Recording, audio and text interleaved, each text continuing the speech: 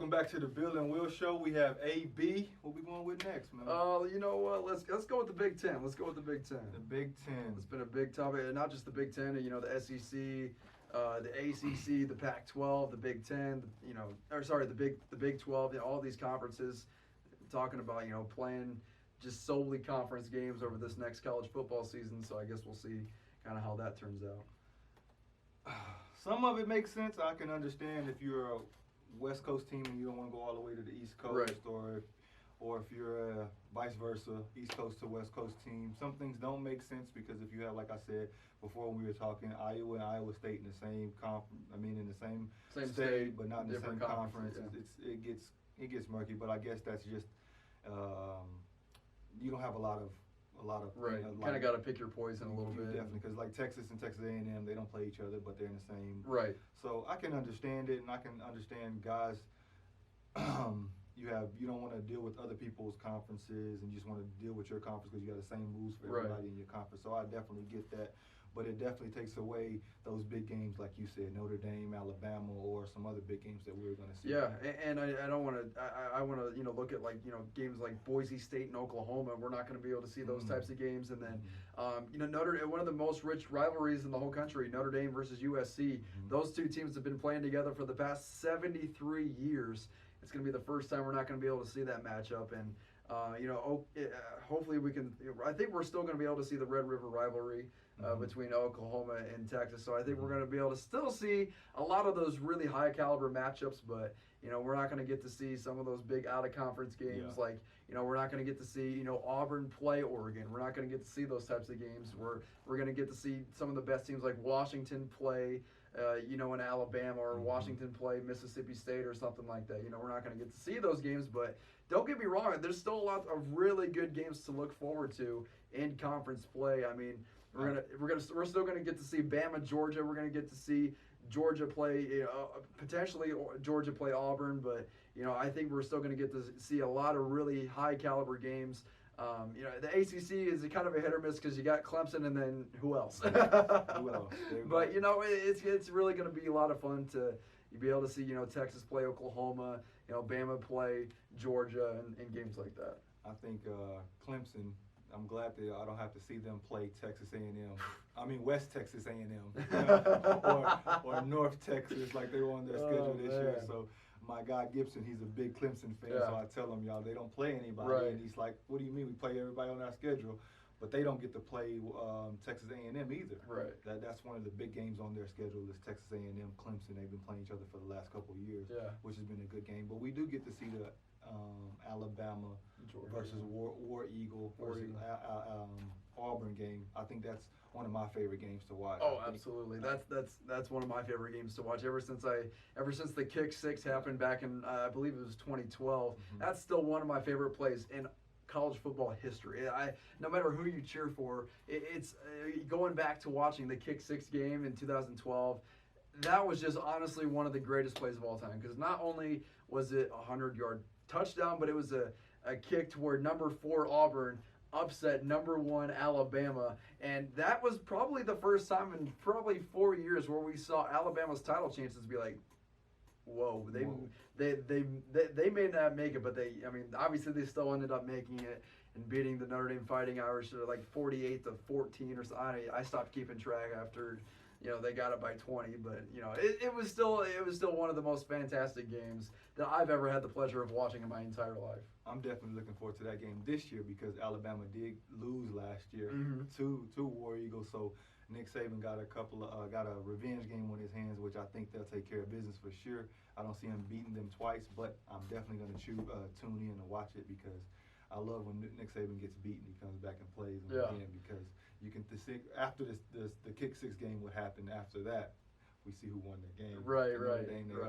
Nick Saban, he marks those in his calendar.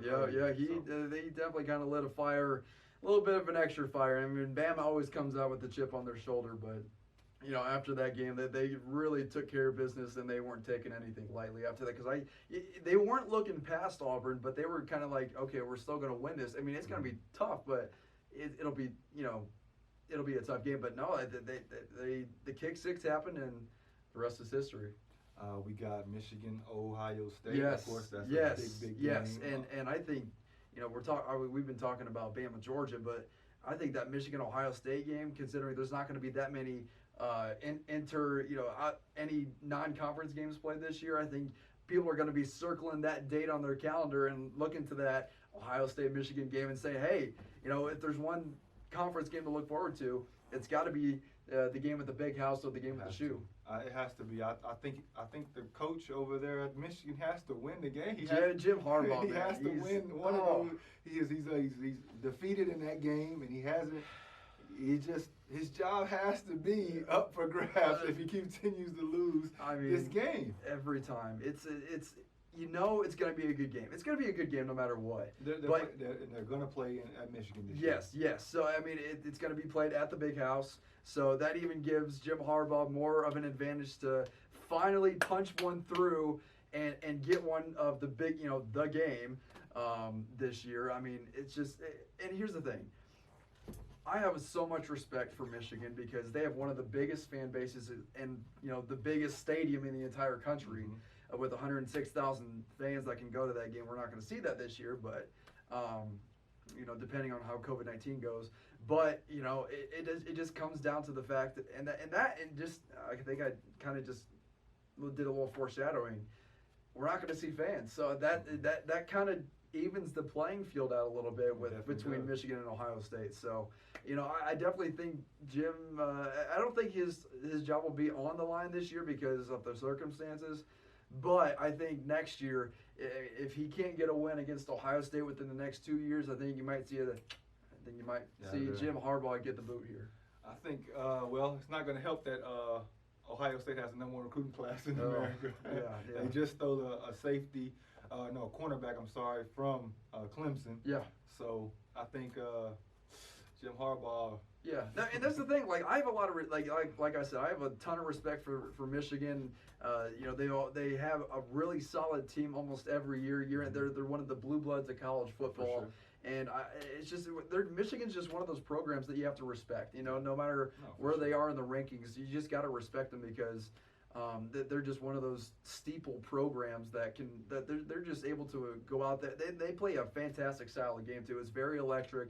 And the way that Jim Harbaugh organizes that offense and defense, we're talking about Jabril Peppers, a guy who came out of Michigan, and he was able to play both sides of the ball, and he anchored the offense and the defense a couple of years ago. So Michigan, they were just able to recruit so well, and you see time and time again. I think they just got a couple of 4-star prospects over this past week. But Michigan, they're one of the best blue blood programs, and they have the best winning percentage in the history of college football. So they're one of the best programs, and they're going to be definitely a team to watch for this year. I'm definitely looking forward to that game, man. I want to see them beat them. I want to see them beat Ohio State. Ohio State to me is one of the best programs in the nation. They have been. Always. I think they would have won the national championship if their running back last year didn't roll his ankle in the first half. Yep. It was really tough, but like you said, Michigan is the reason why they have a coach like Jim Harbaugh, because they are a prestigious college like they are. Absolutely. Because he's a big time coach. Oh yeah, and Ohio State. They're going to be. Talk about a team that's always in the top 5 of the college football rankings. They're going to be great again this year. I wouldn't even be surprised if they took home the title because Justin Fields at quarterback and that defense. Whew, I'm just juiced up to see some college football. I'm just ready for it, man. I don't care who gets on the field. I'm just ready for it because we've been without sports for I don't know how long. It feels like 5 years because the last relevant sporting event that we've had was Super Bowl 54. Mm-hmm. So it's been a minute, but I'm just ready to see some more college football back out there. There you go, guys.